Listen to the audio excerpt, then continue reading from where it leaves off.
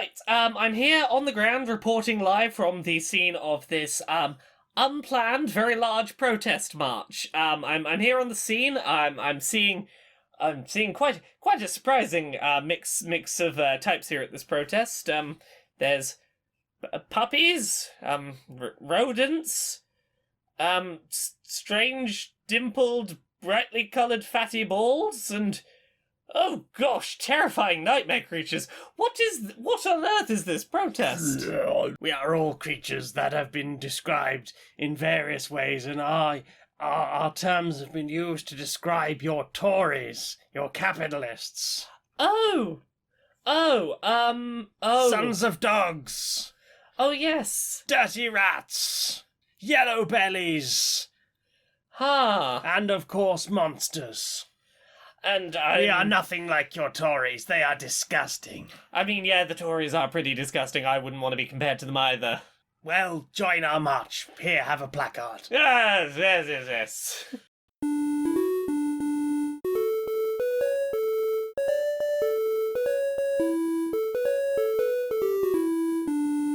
Greetings, strangers, queer and pleasant. I'm not Laura Kate Magnet Dale. And I'm not Jane Aerith Magnet Dale. And welcome to another episode of Queer and Pleasant Strangers.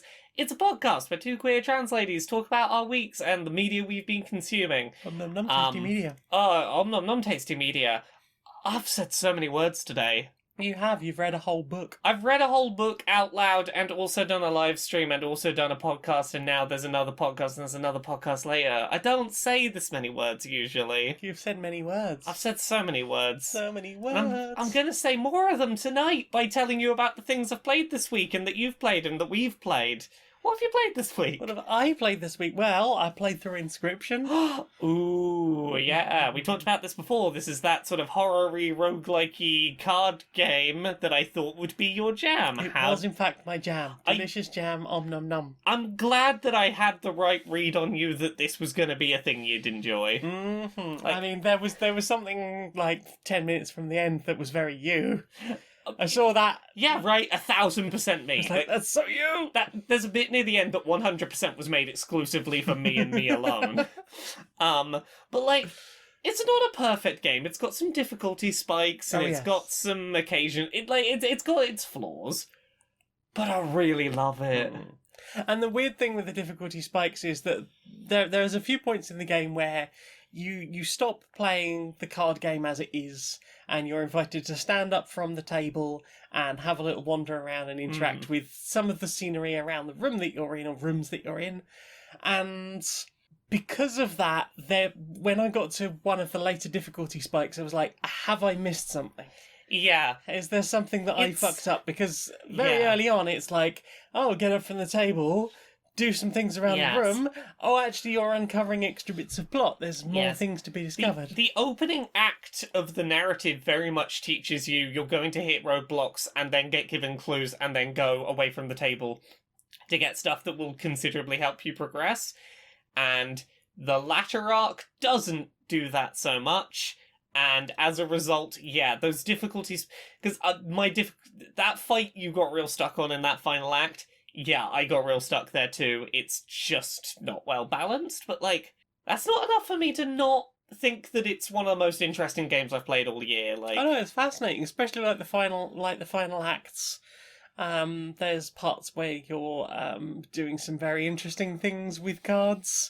Yeah. And I kind of wish I'd had more chance to have fun with that particular mechanic. Like, I understand why there isn't more time dedicated to more of these things, and I think that most of these mechanics stick around exactly as long as they would be interesting. Oh yeah, I think it would have got completely OP and unbalanced. And I would far rather have a game that left me wanting more from these mechanics than one that outstayed its welcome on them. Yeah. And I think that, this definitely fell on that side of the equation. Yeah, just about.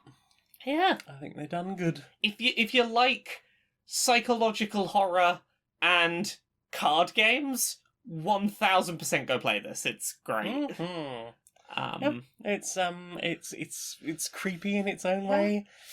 It's weird. It's interesting. If you, as you say, if you like card games, it is very much one to scratch that sort of CCG itch without having to pay microtransactions or whatever else. Yeah. And if you like an ARG, there's an ARG in there as well, because Daniel Mullins. Yeah. And one thing we haven't really talked about, but I think we've been talking about this game for enough time now that I can sort of talk lightly about this, is I really like how this takes mechanics from lots of different popular TCGs and sort of combines parts of them in interesting ways.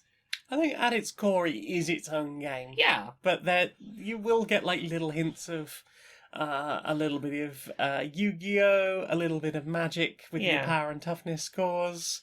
I suppose there's sort of some Pokemon type stuff in there. Yeah, like there's definitely like there's some modern Yu-Gi-Oh! In terms of like lane placement being important and picking which lane to put your creature in having an impact on its abilities. There's like Yu-Gi-Oh! Is very around like sacrificing smaller creatures to get your bigger creatures. But it's got a little bit of like a Magic the Gathering. There's no limit to how many things monsters you can put down in a turn, so long as you have the resources to do so. There's some generate one particular type of something in order to like put down particular types of cards. Yep. There's some little Hearthstone-y bits, and like it never feels like it's relying on any of those too much, but it has just enough that it really feels like it was made someone that like has a real love for a wide variety of TCGs, and that's.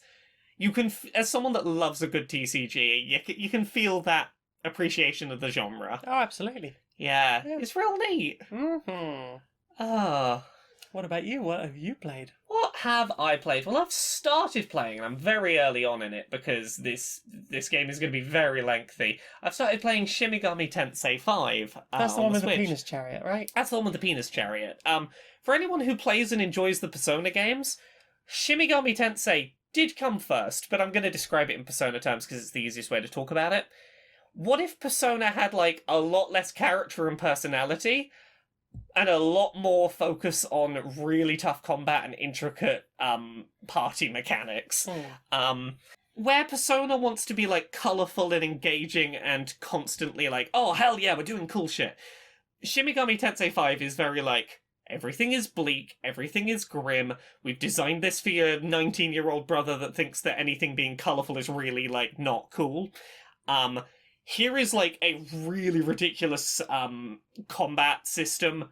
Learn the really nitty-gritty stuff in it.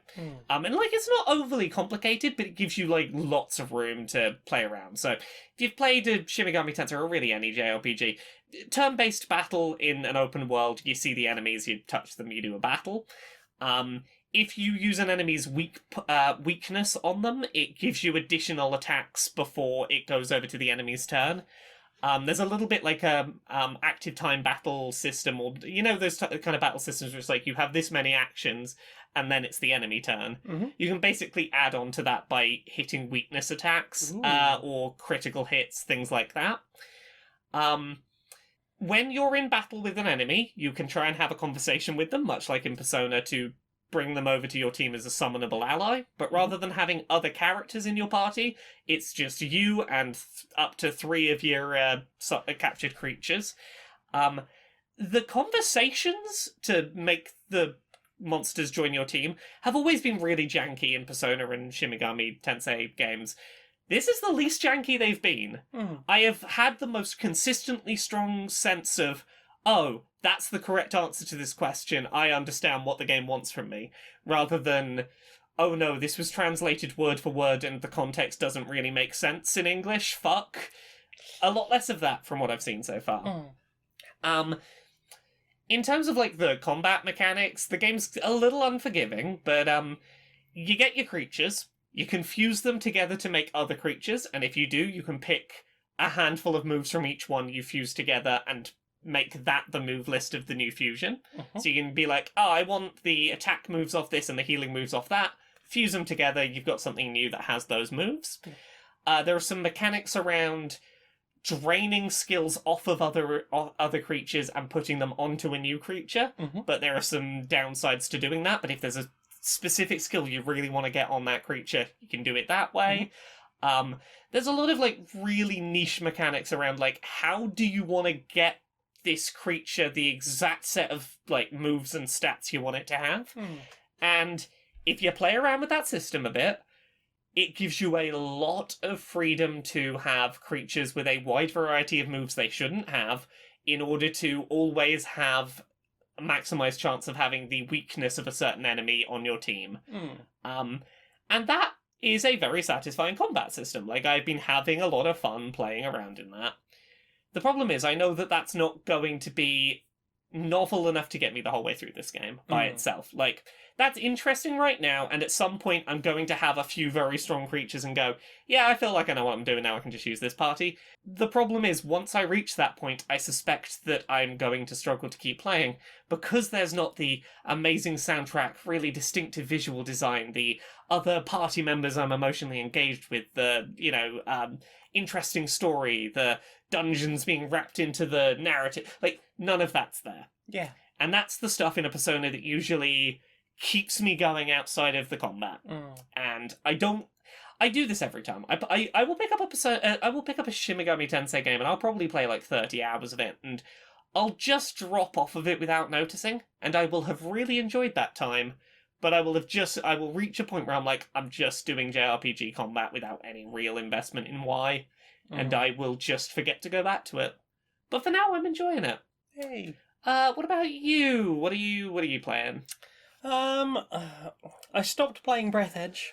Yeah? This was the sort of in space, A little bit immature humour yes. one, and the humour was like really putting you off a bit. The humour was putting me off a bit, and some of the like mission stuff was getting really grating. Yeah. Like, I had so many things like on my screen as like, hey, you can go over here, this is a hotspot, this is a hotspot, this is a hotspot, and they were all like constantly on my screen. It wasn't a case of you can get far enough away and they'll start to dim or something. Yeah. It was, these are all on the screen all of the time. A little bit overwhelming, it sounds.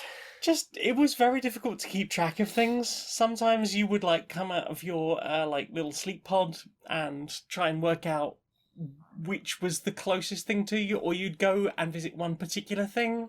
You go into where the marker is pointing to, and when you came out of it, you'd be like, okay, there was two things near me. Is it those things, or those things, or is it those things over there? This sounds like a real brain worms kind of game of just like, oh, there's too many things happening. Ugh. Like, trying to work out what I need to do, because there isn't enough, there isn't enough to suggest what you could be doing.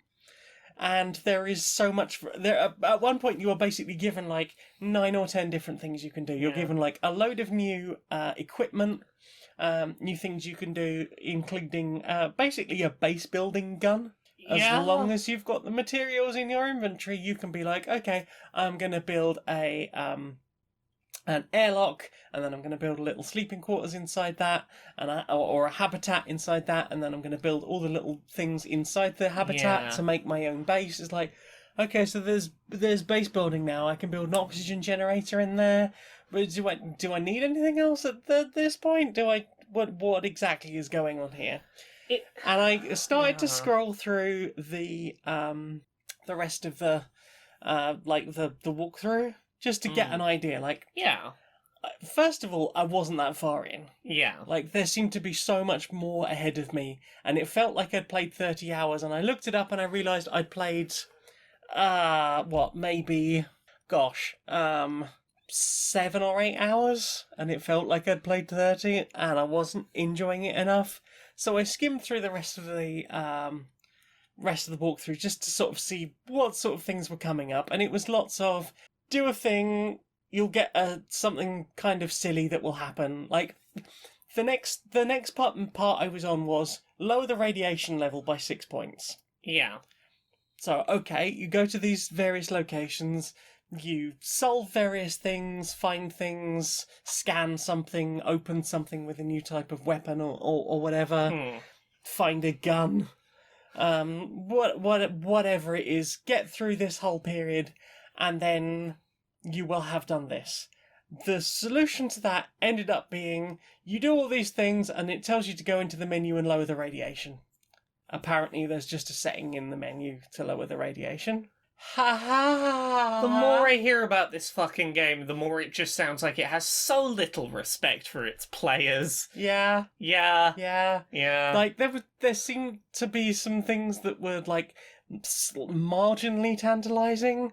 Some of the mechanics, the actual play mechanics, felt really good, but ultimately it seems to want to waste so much of your time. Yeah. And then the time that you do spend seems to have taken so fucking long and achieved so little that it's not fun enough. Even when you get a vehicle to like move a little bit on your own, it's not fun. And the fact that like the next thing I would have to do is get like a big actual spaceship and start flying around quadrant to quadrant to like and then still having to backtrack potentially right to the beginning of the game to go and go and get things. It's like I don't care. I just uninstalled it. That's fair. I don't blame you. I probably would have done the same. What about you? I played a little bit of Halo Infinite last night because the multiplayer released free to play. Was it good or was that debatable? So I had fun playing Halo Infinite's multiplayer, less because of Halo Infinite and more because I kept getting rocket launchers and then running very close to people, like in dangerous range to use a rocket launcher, shooting them and shouting, "Debate me, bro." I had a great time. Not on voice chat. No, just for Twitch chat. But I mean, it's fine. It's a Halo multiplayer. I have nothing interesting to say about it. It's not doing anything where I can point to it and go, that's a really interesting, unique thing that this online multiplayer shooter is doing that others do not. Its thing you point to is, it's Halo. It looks very nice. Runs at a very nice looking, 60 frames a second, high resolution, 4K 60 frames a second on Series X. Looks very nice. It's a very nice looking online shooter. But I spent an evening playing Capture the Flag, take control of the checkpoints, pick up the thing and hold on to it to score points. The same thing as always there. Yeah, kill the other team's members 50 times. Very predictable content that I'm like, yeah. There's no mode in here where I go, this was actually really interesting and felt like you could have substituted in any space multiplayer shooter and I've gone, yeah, this one looks very nice. Also, melee damage is really fucking overpowered, and the hitbox for melee is very weird. It seems like melee is considerably more powerful than literally any gun. Nice. If you punch someone, one fucking punch, I'm dead. I mean, you are like a super soldier, right? Yeah, but I can tank let's say 15, 20 seconds of bullet fire, or from full health, one punch with gun, I'm dead. That doesn't feel quite... Spartans are okay. I mean, it feels weird. It devalues the strength of the weapon / overpowers the person, and that feels...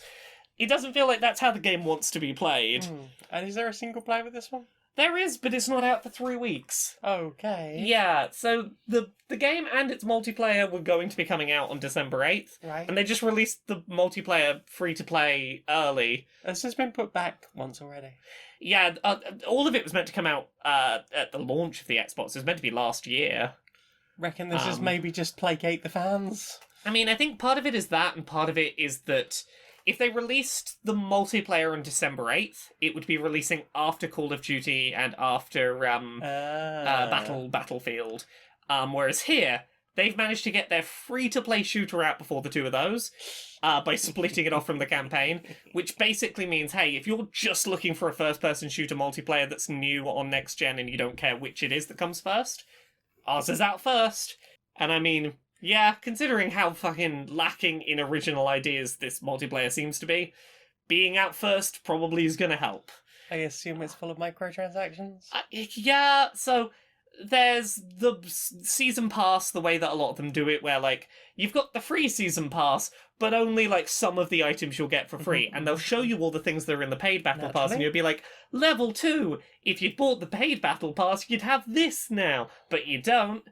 And, doing it in that real FOMO way where it's, trying to get the player to go, I could have all of these things from the past 30 levels that, like, I've unlocked, I just don't have them. If I buy the battle pass, they'll all unlock instantly. So much dopamine. Yeah, right. It's that and also expensive custom outfits in the store. There was one on launch day that was just like an all-white, cool-looking outfit. Guess how much for one outfit for your fucking Halo multiplayer character? That's a first-person game. You'll never fucking see it. 15 quid. Almost £16. Wow. For one fucking, like, outfit. The only thing I can say in its almost defense, which is not a good thing, it's only just not as bad as others, you can buy the amount of fake virtual currency you need to buy that outfit in the exact amount the outfit costs. You do not have to purchase a larger amount and purchase the outfit and have leftover stuff to go, oh shit, I should spend that on something. So that's something, but yeah, there was not, like, it played well and I had fun, but I will never feel the need to go back to it. I played it for like 4 hours and was like, yep, this was fun. I am done. There is nothing unique about it. I can't care about it. Oh dear. What about you? What have you played? We played some board games. We had played a big some board game games. weekend. Yeah, what did we play? We played 5-player Battlestar Galactica. Oh yeah, we did. And you were a Cylon. I was, and I stayed sailed hidden. well. I hid and rolled very well, I Yep. think. You stopped us getting to Earth. Yeah. Yeah, so we've talked about this game before. It's a hidden roll board game. At 5 players is the minimum number where you get 2 people doing the hidden roll. Mhm. And I prefer that. I Yes. like having 2 people doing the hidden roll. Yes. So the short version of how this played out, some of the hidden roll cards are handed out in the first half and some at the second half. Mm-hmm. None of us were saboteurs in the first half. Nope. Which did mean that the regular players were able to make very good progress unimpeded. Mm. Then the second half happened and 2 saboteurs pop up.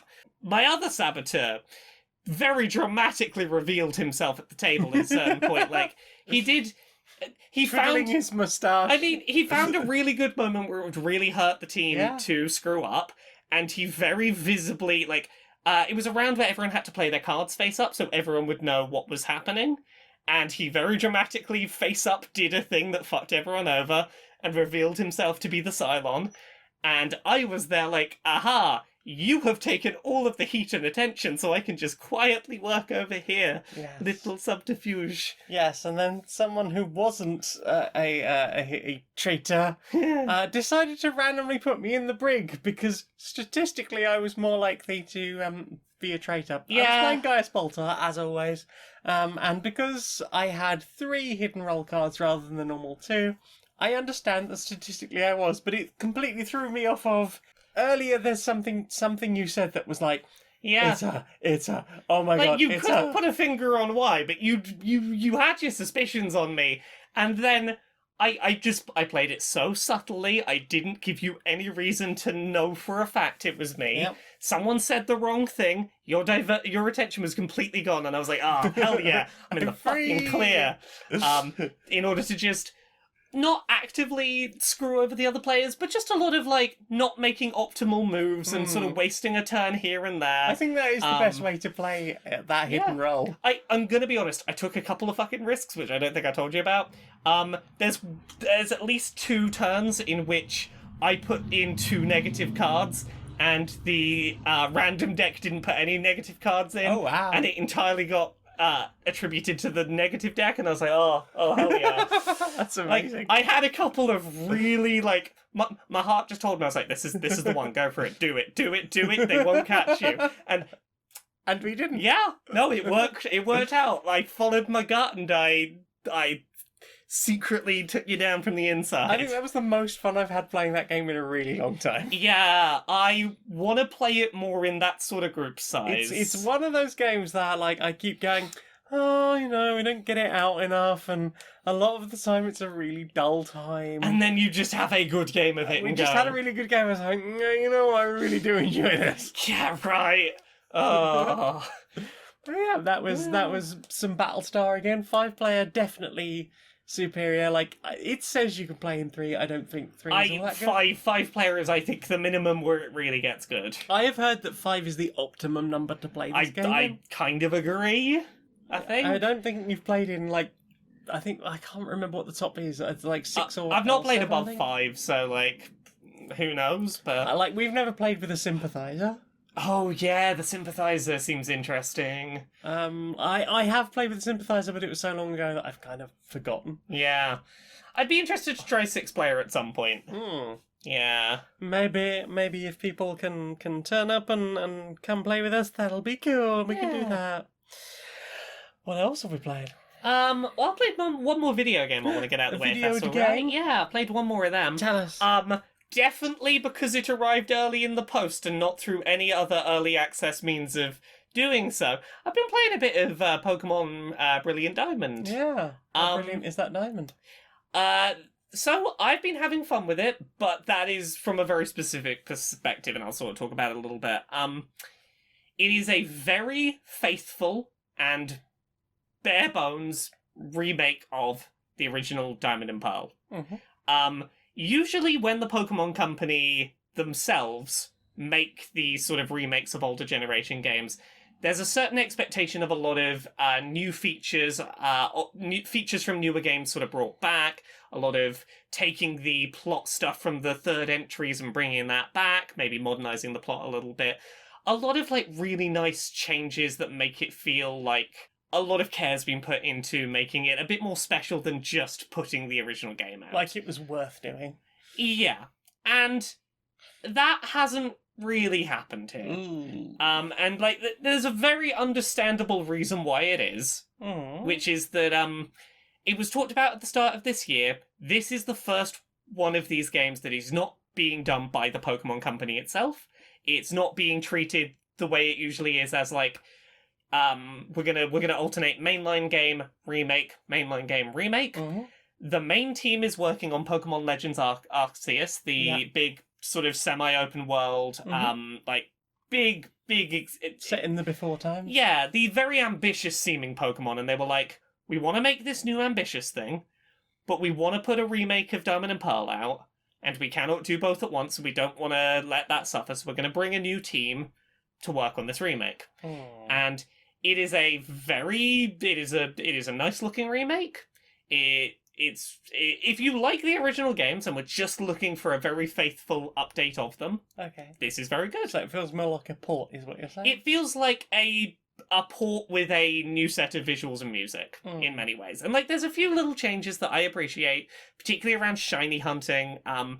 There was a way of shiny hunting in Diamond and Pearl that was to do with using a radar and going to very specific patches of grass in a repeated order.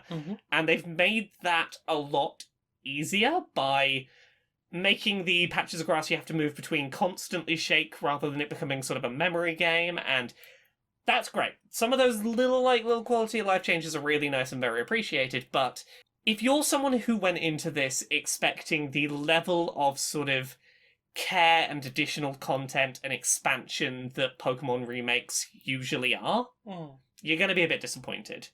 And for me, it's not a big deal. I like Diamond and Pearl just fine. I'm excited to have a reason to replay them with nicer graphics and on a modern thing I have access to. But that's probably because Diamond and Pearl isn't, like, one of the generations I have the most emotional investment in.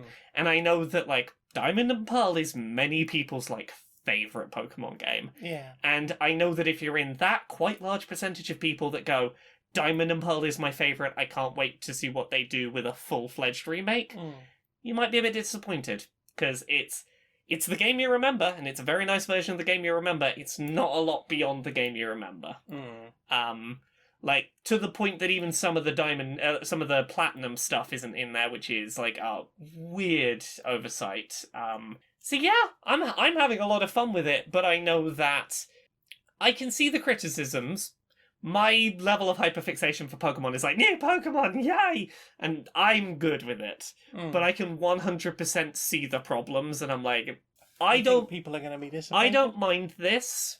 There are going to be people who will... And, like, again, I think it doesn't help that we haven't played Legends Arceus. We don't know whether that is worth the trade-off of this being made by a later team. But until that comes out and we know whether that's good or bad, this is going to very visibly stand as like, oh yeah, this is that remake that a different team did because the Pokemon Company was busy. And it has that feel to it. This is the Diamond and Pearl we have at home. Yeah. Like, this is no... Like, Pokemon Let's Go Pikachu and Eevee felt like more interesting thought-through remakes than this does.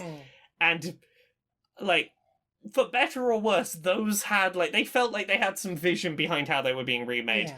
This feels like a cheaper remake in many regards than that. And I think a lot of people that love Gen 4 and don't really care about Let's Go are gonna be a bit like, wait, why did that get more time and money and attention than the thing we've been begging for? Wait, which one's Gen 3 then? Gen 3 is Ruby and Sapphire. Yeah. Red, blue, yellow, gold and silver, Ruby, Sapphire, Diamond and Pearl, Black and White. X and Y? Yeah, I think it's Black and White, X and Y, Sun and Moon, Sword and Shield. Wow, that's... Yeah, okay. Yeah, Pokemon. I know about them. What about you? What have you/we played? Probably more board games. We played some Scythe in 5-player. Yeah, we did. And I played one of the expansion factions. I played as the... gosh, I can't... I'm trying to remember this off of my head. I think it's like Tokugawa? Yeah. The purple ones. I played as the purple ones. The purple ones that have got a very spherical, rounded shape They've to got their mechs. Beautiful mechs. Yeah. The one with the monkey and the staff that looks like you're a fucking wizard. It does have a slightly wizardiness. Yes. Yeah, it's a fascinating faction. They don't have, like, their own, like, standard river walk. They can cross any river, but they can only cross one river per turn. Yes. And only one unit. So a mech can take as many workers across a river as they want, but that's it. Also, they don't have a speed mech, so you can't go any faster. Yes. I feel like, in hindsight, I was trying to think about how to get that faction around quicker at the start of the game. I feel like the quickest thing you maybe could have done is built the mine as quickly as possible, right where you started, and then used it to hop around from mine to mine around the board. Might have gotten you a head super start. close to wood, though. Yeah, it's... Like, it took me until almost the end of the game before I started getting wood. Yeah. Like, you could maybe go, like, a couple of turns of trading near the start of the game, trade for wood, you got enough wood. Bear in mind that they can't use the same action twice in a row, so it would be 3 actions to get indeed, but enough wood to do the first building. Yeah. I'm certainly not saying it's an easy faction, but I'm thinking about things that might be worth trying on future goes. I've thought about it since. There's things I would do. I would certainly spread out more quickly. Yeah. Because I'm so isolated and I was so no threat to anyone and no one was coming anywhere near me. Yeah. Like, it was just because of the factions that everyone else had, you were all really cramped up near the top of the board, and there's just me sat here down in the corner on my own, just like... I tried to stay in my little corner, not bothering anyone. I think if someone had been playing, I think it's Crimea next to me. Yeah. I think it's Crimea next to me, the yellow ones. Yeah. I think they're the next faction over. I think if they'd been, like, really close to me, that might have been more of a problem. Yeah. Or, and the person who was playing the black faction, like, they were like, well, I've got all this space over here, I don't need to bother you, I'm just going to keep out of your way. And they, for the early part of the game, were like, okay, I'm just going to head to the left bottom corner, because there's no one in that corner, and then start expanding up, at which point... White was above and already starting to get really aggressive. Blue was coming down from the top and being played really well. Yeah. But White and Blue have their own off-board arguments that they needed to settle on the board, apparently. And there's just you just trying to get on with your own thing. I started, one fight, I think? I started, I think, one fight just to get a particular objective for it, because I had the thing where I can... take a worker that usually can't do fights with a mech to a fight, and then I get an extra combat card in the fight. Yes. But yeah, like, I generally stayed in my own little corner, and I basically, like, built up my tiny little stockpile. I had a thing that let me run to the factory and get a factory card, and I got a really good factory card that let me build my mechs and my buildings really easily, at the expense of popularity. So I was like, okay, upgrade the thing that lets me get popularity, spend all my popularity on buildings and mechs, then just mass bump the popularity because I can do the same action over and over with my faction. Yeah, Rusfiat's one of my favourite factions. Yeah. It's really easy to play. And like I think we ended like a point or two apart. Like 1 point exactly. Yeah, you were on 62, I was on 61. It was surprisingly low scoring all round. I think that we both proved that not messing with the other players and just getting on with your own thing is the best way to play. Yes, even the person who was playing the black faction, who's like, and they also had the military or the militant type Yes. board, which meant that they were like, oh, this is a very military faction, and I have the militant board. I should probably be doing more combat. Even they didn't get sort of super heavily into it, and I think that worked all the better for them. Yes, The two that were just like fucking butting heads at the top of the board, it's like, sure, I'm glad I'm not playing Albion, because if I'd gone top left and been you'd between been those right two, smack in the middle. You'd have had a bad I wouldn't time. have had anywhere to move. Yeah. But yeah, it was a really fun game. We played with the board yeah. extension. Yeah. So we had like a huge amount of space, and it really did feel like standing up and pushing units around a battle map. Scythe is another game that really benefits from those big player numbers. It's really fun to play when there's people just sort of getting in your way and you're gonna have to deal with them a little bit at some point, probably. I feel like it becomes two different games. In two-player, especially if you're on opposite sides of the board, it can very much be a case of, this is a puzzle. How can I do this in the least number of turns and generate the most amount of money on my own? Yes. Whereas as soon as you start to hit 3 or 4 players, you are starting to find resources a little bit more difficult, especially if you're specifically going out of your way to do expeditions. Yes. And more so than that, even just like, people might not be actively coming for you, but they might just be getting in your way. Yes. And there's a lot of, oh no, my plan has to change because you went over there. Yeah. Oh no, my plan has changed because you went over there.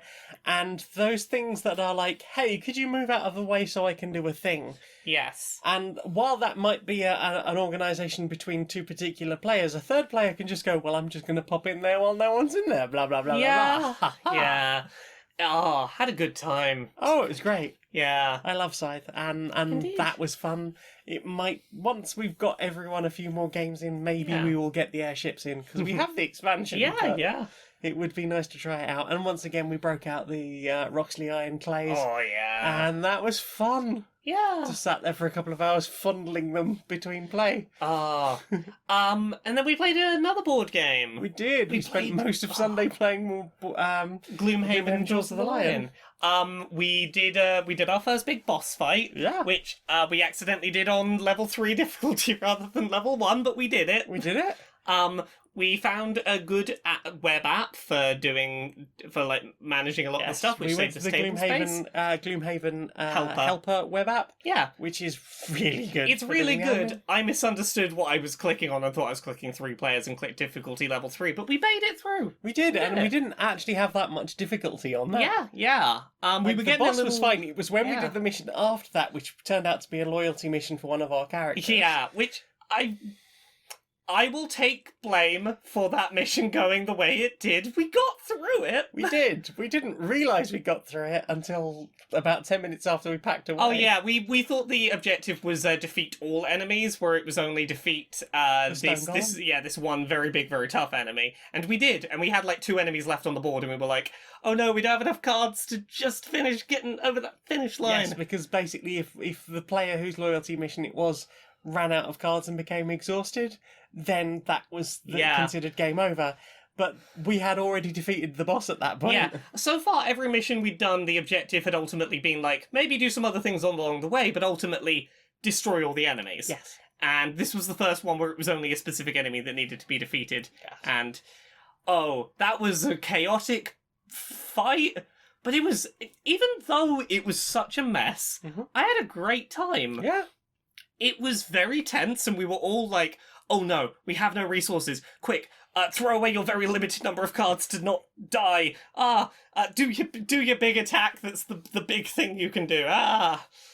It was... Maybe don't go rushing in quite so much next No, time. I know that, but I had new things I wanted to try out, and I didn't realise how fucked She I would tore be. through the level, gaily skipping over barricades and destroying them on the way, plonked herself down in front of the boss and proceeded to get 7 bells knocked out of her. I mean, I took off like half the boss's health in like 2 moves. I do not deny that. Yeah, I may But have caused us problems later, but I did do a very big hit. I didn't want him to walk away from the wall. I'm very good at doing damage when he's near the wall. Laura rushes in.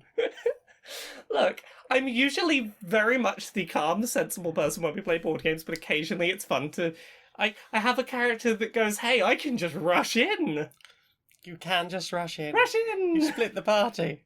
I did split the party. I had fun. I spent most of the game going, oh god, I don't know how I can keep them alive. I haven't moved. I was still sat on the first thing, like 4 turns in. And, well, no, I think it was like on the beginning of the 3rd turn, I hadn't moved off my starting position. You were currently just wailing on the boss at the far side of the room, just holding him up against a wall and punching the crap out of him. Our red guard was slowly moving forward, like, okay, deal with these snakes, I'll deal with this thing over here, and I'm like, everyone's run off, come back so I can heal you. I love you, I hope you will forgive me. I was having a moment. You certainly were. It was a great time. I look forward to playing more Jaws of the Lion because that game is fucking awesome. Oh, it's great. And like, even playing as recklessly as we did, we had just about enough that we almost could have killed all the enemies anyway. Almost, like we only had 2 enemies left on the board. And again, that's the mark of a good game, I think. Like, when it's going to be a real tight thing either way. Yeah, like that level 3 boss fight we did was challenging enough that it was perfectly balanced, I think.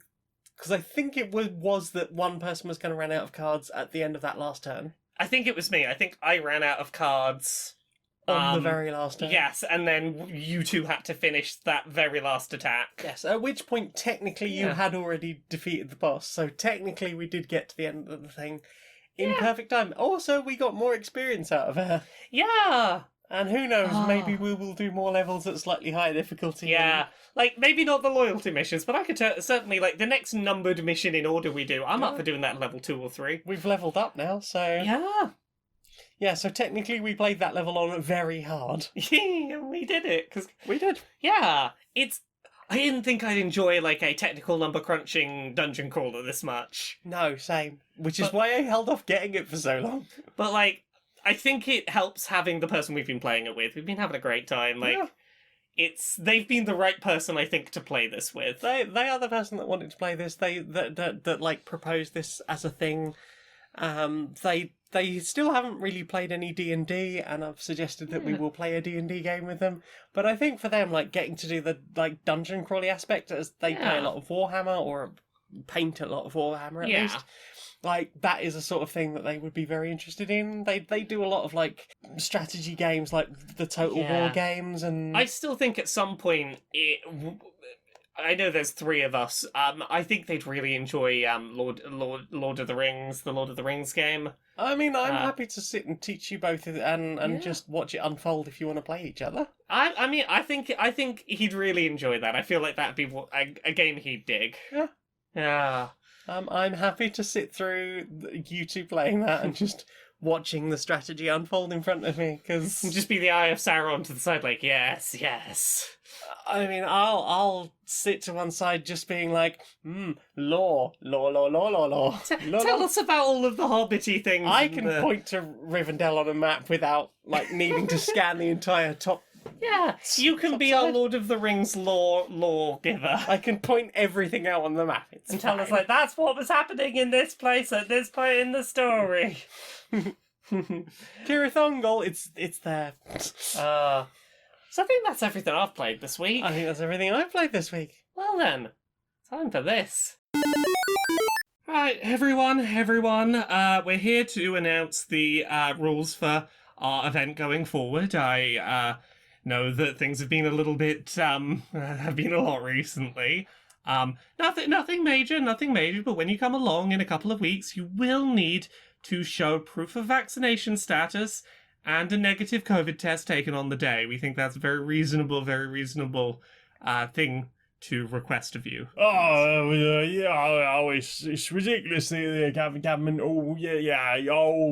It's pandemic.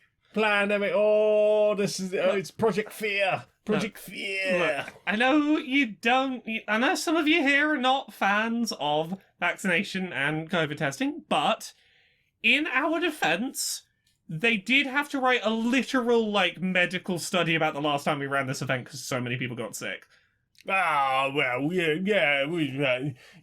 mean, that's just fear-mongering, isn't it? Fear-mongering, yeah. Yeah, but, literally, a new strain of illness developed inside the building, and, we had to hazmat suit the whole place down and quarantine it for 3 weeks. People couldn't leave and see their loved ones. It got so bad. Well, it wasn't that bad. The bar was still open. People's bones turned inside out. It was a lot. Yeah, I mean, okay, so a few people died. That's no reason to take away people's liberty. Almost everyone died. The United Nations had to get involved. It was a worldwide crisis centered in our little music venue. Yeah, but America didn't end up nuking us after all, did they? We literally just don't want we were the epicenter of a worldwide event. Please just stay home or do the bare minimum. We'll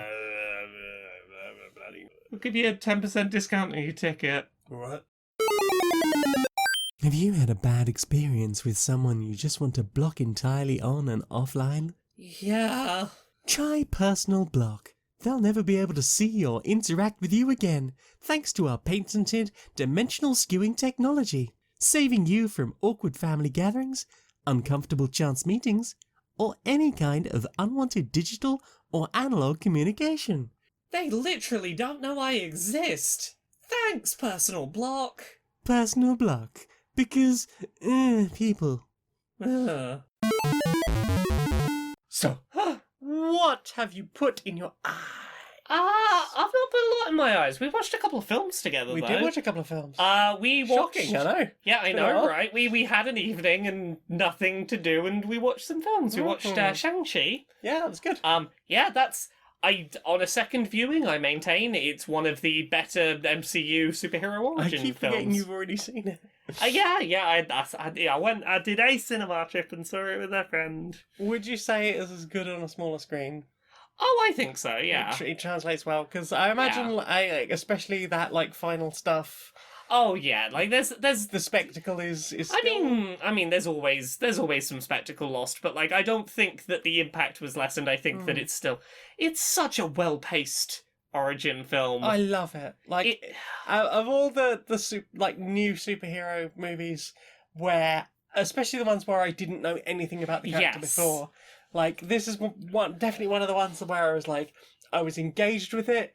It was easy to read the fight scenes. It didn't feel like a swirling mass of brightly coloured and yet somehow still grey. Yeah, I talked about this when I saw it the first time. I love that. It's very clear that there are cleverly disguised cuts involved. The bus fight near the start is a really good example really of... good. You can see exactly what they've done to do that, but even so... It's all, very decently length shots that are not too zoomed in, not too shaky, where you can follow the movement, and even in, chaotic, fast-moving scenes, they're shot in such a way that you can follow consistently what's happening. Yeah. It's not just a the blur fight of towards cuts. the end where it's the red guys versus the blue guys. Yeah, but, even... That's the thing. Even when it gets up to, your big hero finale, it's still very visually clear to understand what's going on, what the stakes are. Yeah. I think it very well establishes, It still manages to be emotional while still dealing with the big spectacle stuff towards the end. It sets up the new hero without relying on other hero stories being too, tied into it. Mm-hmm. I like that it goes as long as it does, essentially just being a martial arts film for a lot of its runtime. I thought it was funny. I really liked a lot of the supporting cast. Yeah, we got to see some interesting stuff from other parts of the MCU. We got to see Abomination from the original Hulk film. I mean, Yep. what? Yep. Between that and the recent What If, which referenced the Hulk movie, Yeah.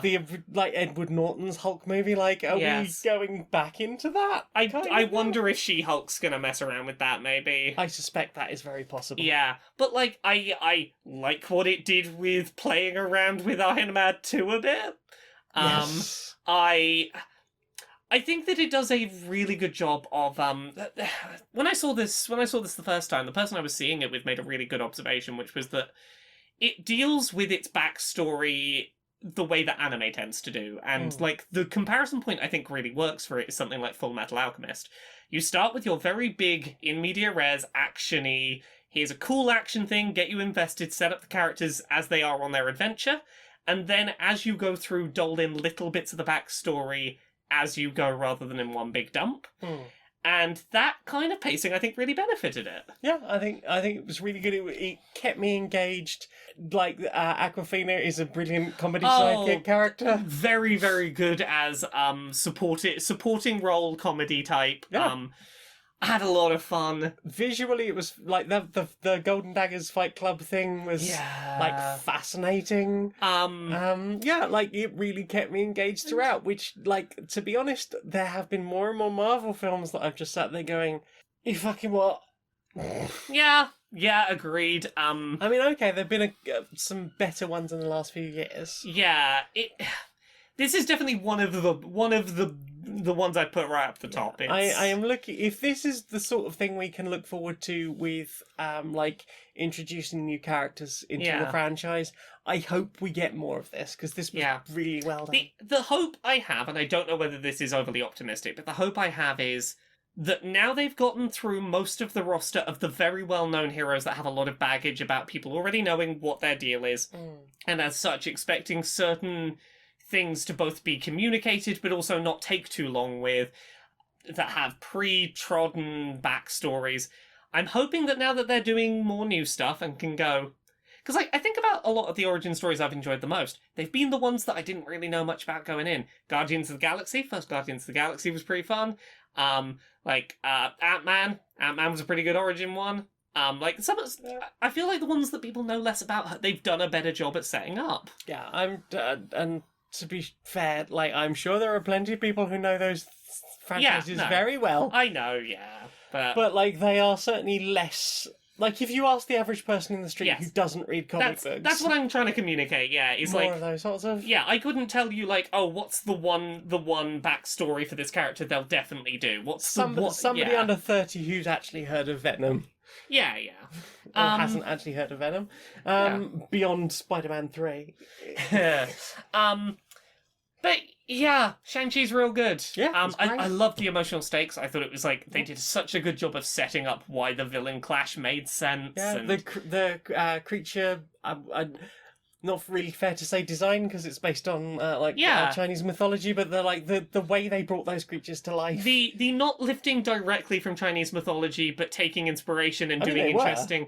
Well, yeah, but I mean, in some cases, they took some things from Chinese mythology and did interesting twists on them in a couple of cases. Like, the Fu Dogs are, obviously a bit broader than you might see in the classic art. I can't remember what the Chinese name for them is, but, like Kitsune, those were really beautifully done. I can't remember what the name of the little...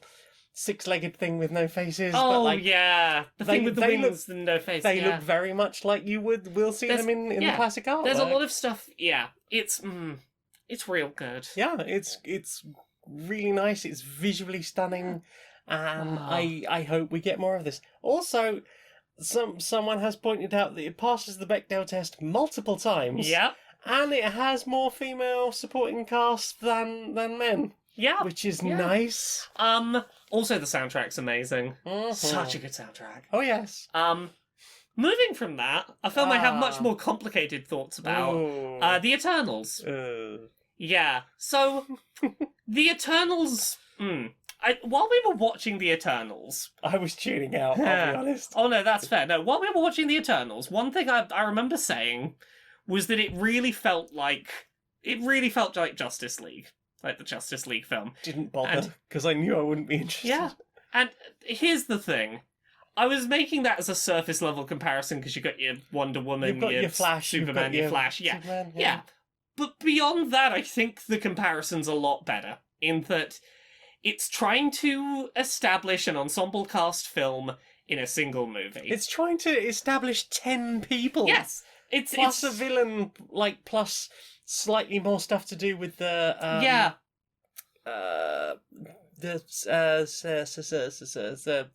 Celestials. Yes. That's the thing. It's trying to set up emotional engagement in way too large of a cast in a single film. Not only that, a cast that have been around since the beginning of time and as such have a fucklot of backstory. Yeah. Plus a villain, plus the current modern day stakes, plus the gang split up, we gotta get the gang back together, plus the actual fucking plot of the film. Plus sidekicking a character who's gonna have his own movie soon. Yes. Could have been a Disney series. Yeah. Like, they have 8-hour series is happening a lot now. Why was this not a series? 100% think this would have done so much better as a series, because, like, here's time to actually engage with people, time to actually get to care about people. Like, when one of them dies near the beginning, I was like, I can't even remember which one that is. Yeah, like, Again, this is why I make the comparisons to Justice League. Like, it is way too much attempting to establish way too many very disparate backstories and make them all come together and then set up what the thing... Like, it's way Wait, did Justice League still try and introduce everybody, even though you've got the series and not the previous... Yep. What? Well, I mean, some of them hadn't even been announced by... hadn't had their own standalones in Justice League. So, I guess. we'd had Batman, but it wasn't the same Batman. We'd only had this Batman in Batman vs. Superman. Uh-huh. Wonder Woman was there, but there was also, like, Cyborg was there, The Flash was introduced. But the Flash has a series. Yeah, but it's complicated as to whether the two are exactly the same crossing over. Aquaman had to be introduced, and, like, I don't think the movie for Aquaman had happened yet. I think this set up the Aquaman movie. Like, it was a... That sounds like fucking chaos. Yeah, it was them trying to jump to their Avengers without doing the multiple movies that led up to the Avengers. Yeah. And, like, that's the thing this film had. It felt like it was multiple... It wanted to skip over telling multiple stories and just go, here's who they are, and here's all their history, and here's what they're doing now, and here's why they split up, and here's when they come back together, and then here's the actual plot.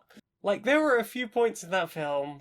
I agree, sorry, yes. Yeah. I agree. There are a few points in that film that I felt would have been absolutely fascinating, like some of the key early scenes, you could have done an hour about, we have come to life, we've been sent to this planet, like, what, beyond, like, that, like, 3 or 4 paragraph crawl at the beginning. Oh god, What are these deviants? Also, are they different for the deviants from the Time Variance Authority that anyone who's been watching the Loki series is now going to be confused about, maybe?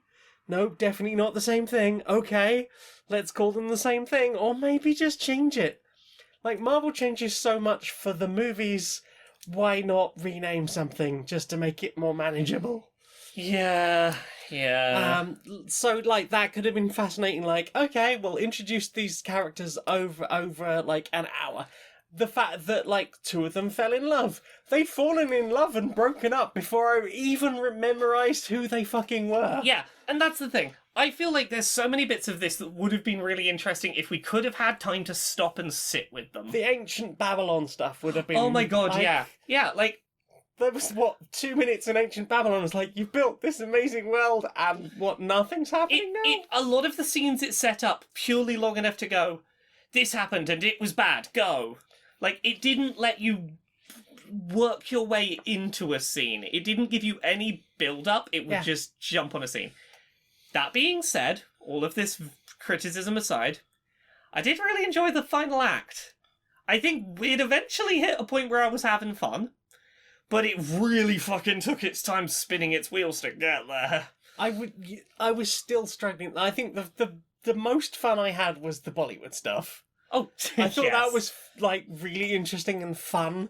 Like, we got a bit of comedy and less of the po-faced we are gods and blah, blah, blah. and Yeah. interaction. Like, it settles down a bit during that whole plane flight and the little bit before that. Yeah. Like, that was about the time I really got sort of focused and interested on. But then, like, we get to the final fight. We've spent, what, 30, 40 minutes getting the gang back together. I think you could have cut a lot of the getting the gang back together and a lot of the past. I think you could have really, like, gone, like, 2 or 3 key scenes I don't from, know like... if you could, because, like, there is so little engagement there already. I mean, To cut more of it out. I think there are certain... Okay, to clarify... for example, there is a point in the past where we get just a montage of the past happening for, Yeah. like, several minutes. The past happens. The past happens, and they are there for several minutes. I'm like, that could have been cut. Like, I think you could have cut a lot of the getting the gang back together, and you could have gone, like, this is who they were, this is the past, they've separated apart, oh no, shit's going down, don't go on a quest to find them all, they just all get back together, and then we There's get like into the a final beacon, act. and they all come together. Yeah. Like I think that like you could have summoned them all together, and they could have gone. We don't like each other. With lives have gone different ways, but we do have to deal with this thing. I would argue that you need all the stuff in the past, as confusing as it was, but it maybe would have been better in a god. And we pressed the beacon button because we went back Yeah, to the ship, and everyone's back together and being like, "Why have we been called here?" You've begrudgingly dragged me away from my life. I'll tell you about what I was up to, but like I'm here now. What's up? Yeah. Like we. Oh, and apparently the thing with that one flying character, Yeah.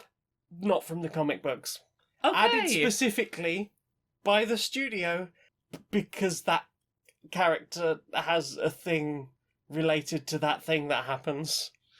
And they went, well, we have to do that because there's the thing. Wink.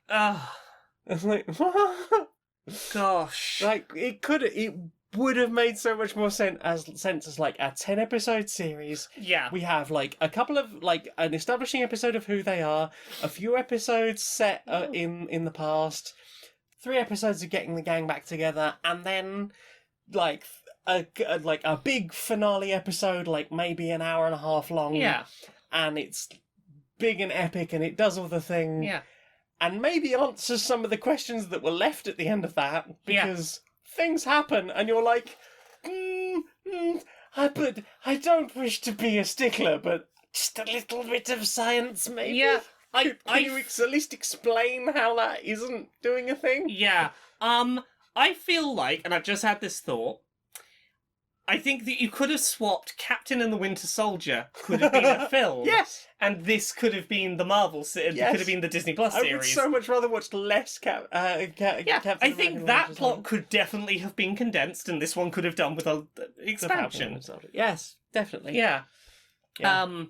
But yeah, I wish this film had less impact on the rest of the broader MCU, because shit happens in this that is going to be very fucking important, and I'm like, oh god, this desperately needs some kind of like good director's cut someone could throw together or I something. don't know if this is No. going to come back in the MCU, because apparently it did so badly at the box office.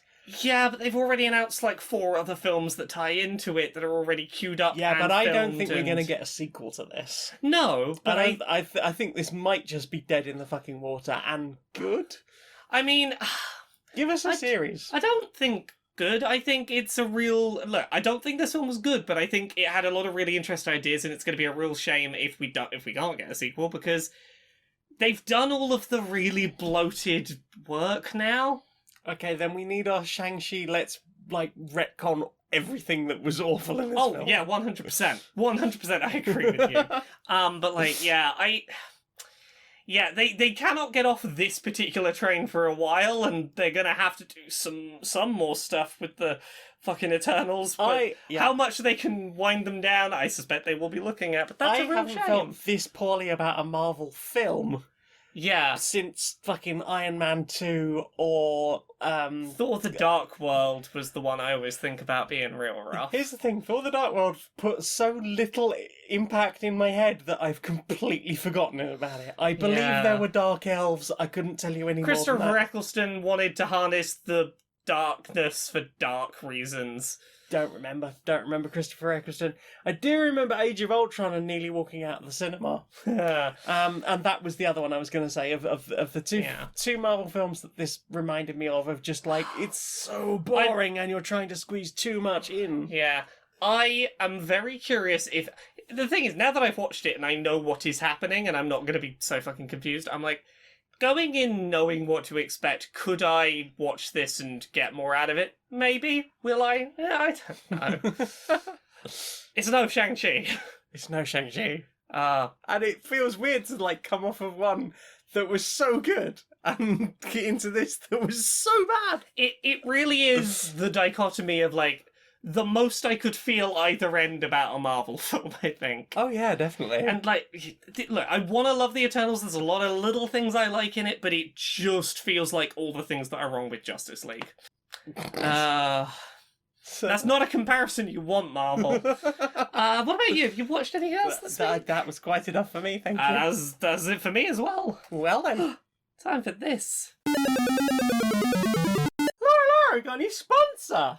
Who's our new sponsor? Well, do you sometimes get, like, earworm? Oh, yeah. Sometimes I'll get a thing stuck in my head. There was a weekend recently where I just had a TikTok sound that was just, don't put your... What was it? It was something about not putting your penis in a toaster. Sometimes you got to put your penis in a toaster. It was, look a little closer. Please don't stick your penis in the toaster. Every day it's getting closer. Every day it's a getting closer. Please don't stick your penis in a toaster. Yeah, right. You can see how that would be an earworm. Yes, I can. Oh. So yes, I get earworms Why sometimes. would you want to get rid of that? That's amazing. Look, it's amazing until you've had it in your head for like 14 hours and you're like, I can't stop thinking about not putting my penis in a toaster. I mean, some would say it's a bit late for that. Yeah. Oh look, new lower surgery just dropped.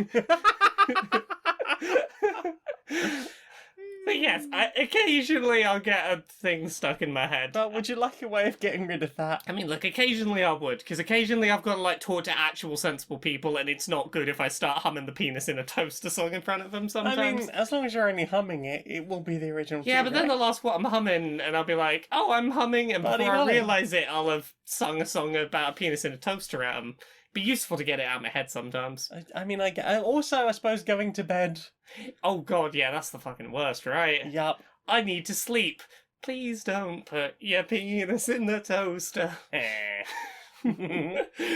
How are you gonna help me? Earwormbegone.lol.net.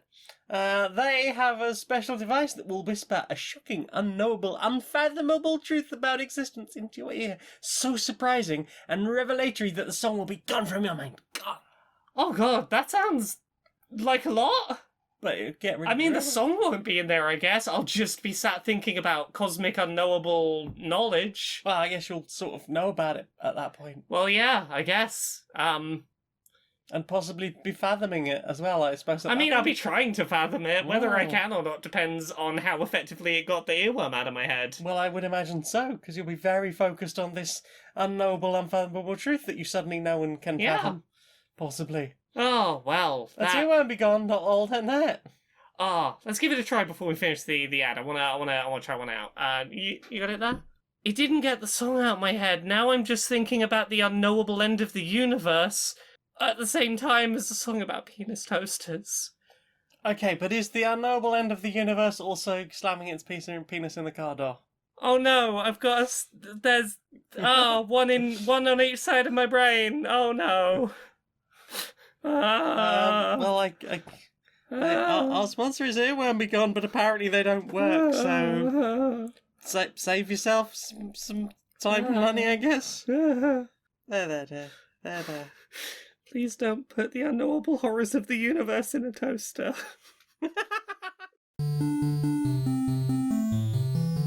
Inside the boardroom of Supremacy Software.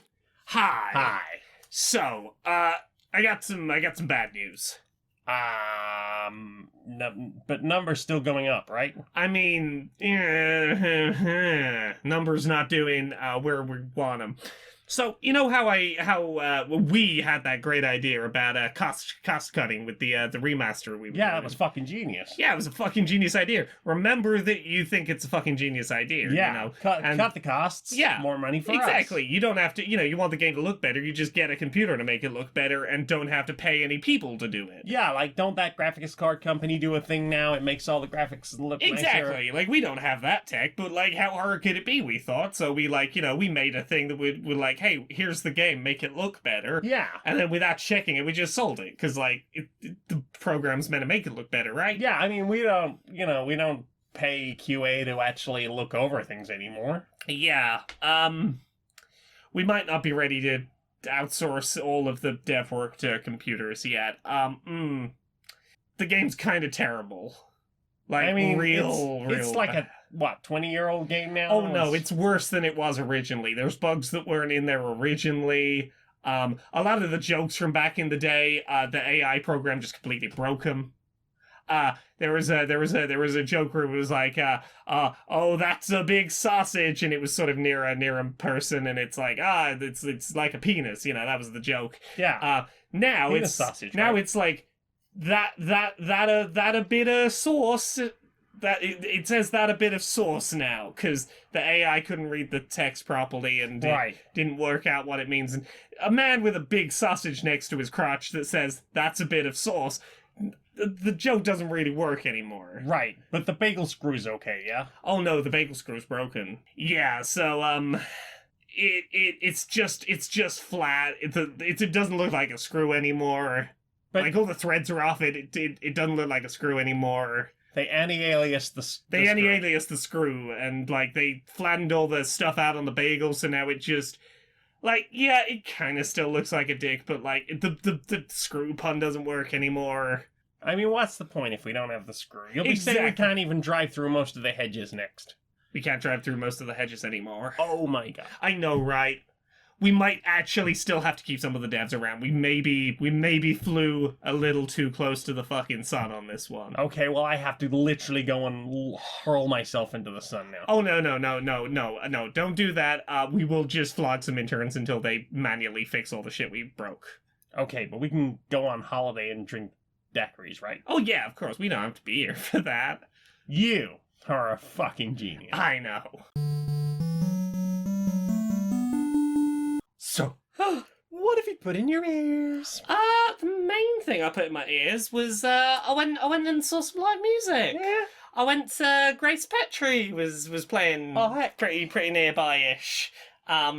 Who, for anyone who doesn't know, is one lesbian and a guitar singing usually sort of angry protesty Nice. songs about how the Tories are very bad and we should, maybe have a little less God Save the Queen and a little more God Save the refugees and the poor people. And I had a rough night that was nothing to do with the singer in question. I had a very good time enjoying their music. Yay. They did a very good night of very good protesty tunes, very sing-alongable, emotionally engaging stuff. Really lovely night. I did enjoy that on this tour they're apparently doing 26 stops, and that's how many letters are in the alphabet. So every night, pull a letter out of a hat. There's a name of a song cover that starts with that letter. Go play it now. That was pretty fun, and I very much enjoyed their stopping the show to do hey, we're gonna fucking talk about it, how it's real fucking important to look after trans people right now, the real big bad onslaught against them. Let's get into the very specifics of what's going on. Take them seriously. Anyway, trans folks, this one's for you. Fucking, you are great. I was like, good ally there. Good ally. And you made a friend? I made a friend, yeah. I made a friend in the front row who likes D&D and the McElroy podcasts, and we had lots of things in common, and we had a very good time. Yay. Yeah, I made a friend. Yay. We chatted about happy stimming while enjoying music. It was a good time. Nice. Yeah. Yeah. What about you? What have you listened to this week? We listened to some music while playing boarded games. We As did. is our want. As is our want. We listened to that Scythe music playlist that is on YouTube. It's like an hour and a half of. If you just type Scythe music into Yeah. YouTube, you will find like an hour and 37-minute mix of just some nice ambient, vaguely warish music. Yeah. We listened to the Command and Conquer remastered. Oh, yeah. 4K 3-hour music soundtrack. I recommend. There's a few times people were like, "This Command and Conquer." Yes, yes, it is. And then everyone was like, "How much? I remember how much. How much is great." And then we all gushed about Yuri's Revenge for a bit. That we did. Yuri's Revenge is real good. Red Alert 2 is still, I think, the best Command and Conquer game. Fight me. Please don't. No, I won't fight you, but I will agree with you. Yay! Yeah. I think that's. Have you got any other musics? No, I think that's it for things I've listened to. Well then. Time for this. Order. Come on, let's bring this cabinet meeting to some sort of order, if we could. Right, okay. What's the first order of business, then? Yeah, well, apparently the government's wanting to crack down on second jobs for ministers. But we're the government. I know, Why are we doing this? Well, because people are shouting and some of them don't like being shouted at, so they're doing a big shout. Well, maybe we do a lot of shouting. We shout, guff and bladder and, Exactly, keep talking and talking. I know, and but the talking. press have bloody picked up on it and now they're shouting. Bloody The bloody press are talking about Can't it. we just talk to Murdoch about this? Exactly, I know, but apparently less second jobs for ministers. How am I supposed to survive on my meagre salary? Well, I've got a thought. I've had a thought. Right. Fewer second jobs. Right. Bigger backhanders per second job. So we don't actually have to do any more work. No, if anything, we do less work and take more money.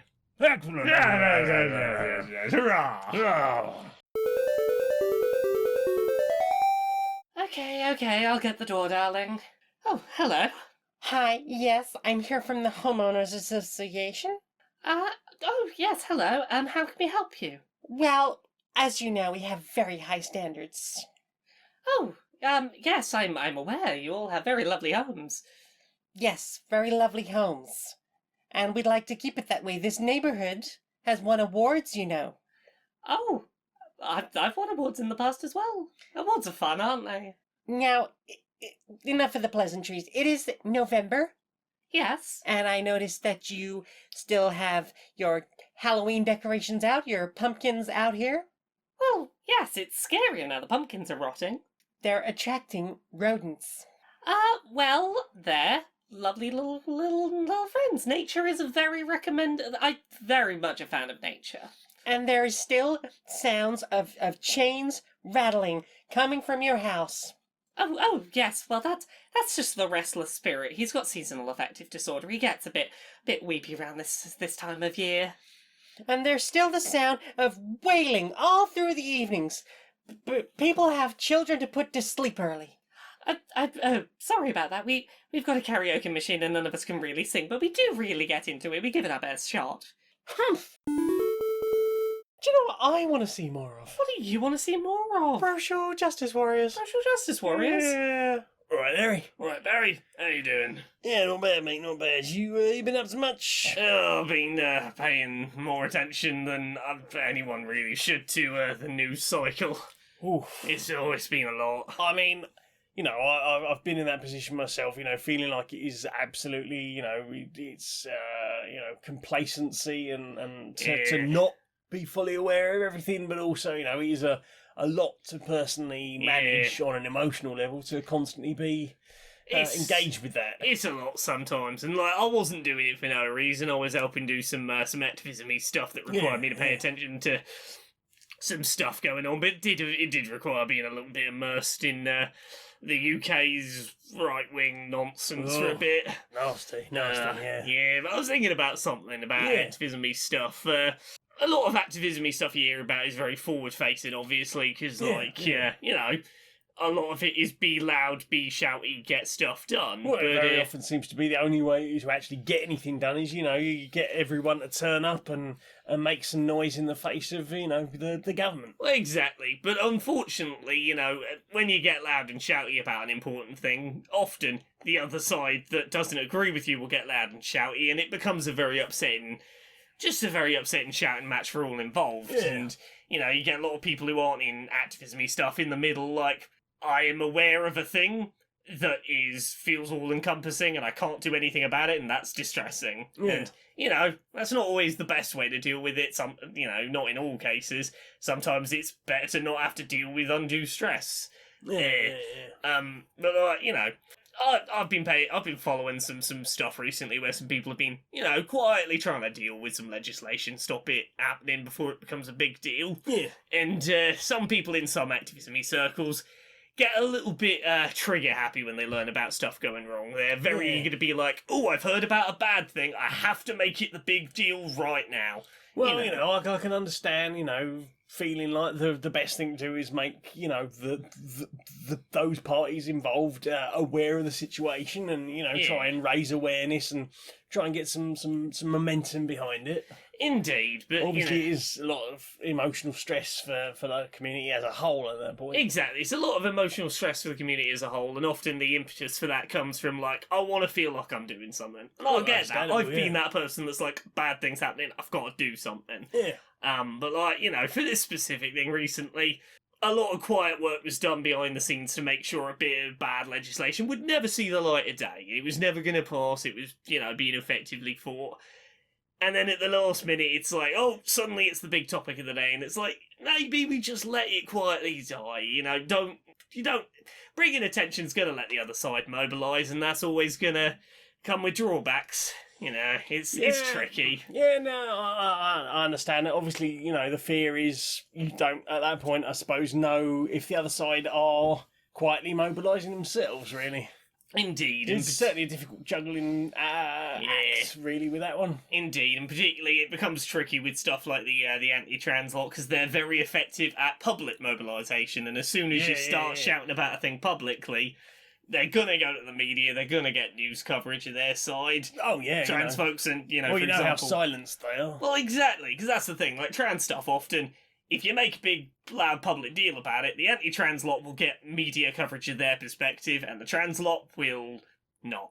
Get and buried, in fact. It is not always beneficial to raise the alarm in such a way that it lets the anti-trans lot go, let's tell the media our side. Yeah, because I suppose, you know, you might get something in Pink News a few days late, but... exactly, you're not going to get the fear-mongering mainstream coverage that they're going to get from, public attention often serves to benefit those who have the ability and reach to get mainstream coverage of their views. Yeah, I suppose that, and, you know, as we've said before, that a lot of these particular types of people who are, you know, get engaged in this anti-trans stuff, a lot of them, you know, they don't necessarily have to work and therefore have more time to engage in this sort of thing, you know. Exactly. And a little bit of quiet work behind the scenes then perhaps might be the best thing. But indeed, like, I'm not trying to say that like it's never good to be big and shouty protesty. I'm a big and shouty protesty person that does big loud shouty protest stuff, but like, you know, there's a time for both of them. And it can be very easy to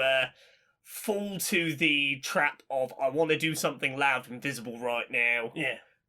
All the time, which isn't always the most helpful. No. It's a tricky balancing act, and definitely. You know, even you know, as someone that you know is a proponent of sometimes dealing with it quietly is useful. You know, it's terrifying to do so because you don't know until stuff goes down. Was that the right call or not? You don't know whether your quiet efforts were enough. Would things have gone better if you'd been loud? Who knows? It's tricky. Oh, very tricky. Activism's tricky work. Yeah, and I suppose, you know, you're never going to please everyone, but, you know, as long as you can try and keep a bit of left unity throughout all of that, you know, there's always the risk, you know, they say the left are very willing to tear themselves apart, you know. Oh, for sure. Over smaller things, whereas the right wing are just, you know, happy to be causing fucking chaos and doing Exactly, evil. and this is why, like, you know, as much as, like, you know, sometimes I'll go, oh, I wish you hadn't pointed that out, that's not going to help us. I'm not going to go have a go at the person that's done so, because, look, they made their own judgment call, they're trying their best, like we all are, to Yeah, try and they're deal dealing with it in their way. You Exactly. I'm not, you know, I'm well aware of the, you know, leftist infighting problem, and I'm not going to tear apart people who are energized and wanting to help and be active. know. Yeah, we need that You know, energy. just because I think that sometimes it's not the best way to deal with it. But Yeah. you know, And you you're definitely not alone in that. You know, there are Yeah. certainly, you know, people who've been in activism for years who would agree that, you know, perhaps sometimes a softly approach a bit more, you know, sneaking into the compound and Yeah. But again, look, I get it. When your rights are on the line, when it's like literally, you know, very emotional stuff about your own community, yeah, it's hard not to just want to go and stand in the streets and scream "fuck you." yeah. I get it. 100%. I do it sometimes. Oh, yeah, I get it. Yeah. It's tricky. definitely. Hug, mate. Yeah, could do with one. Yeah, nice.